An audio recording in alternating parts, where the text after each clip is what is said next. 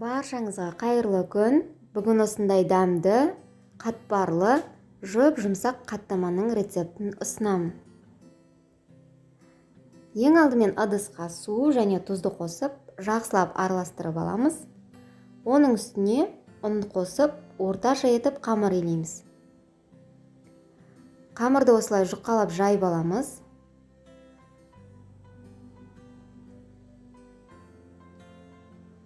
Бетіне ертілген сары майды жағып шығамыз тегістеп. Және видеодағыдай 4 бөлікке бөліп, ұшынан бастап орайтын боламыз.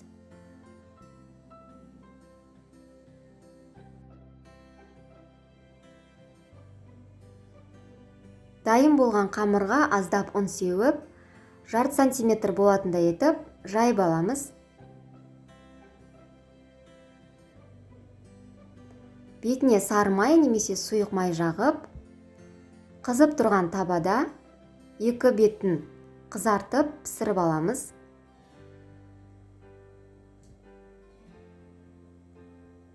Қаттамамыз дайын болды. Өте дәмді болып шығады. Жасап көруге кеңес берем. Ас болсын!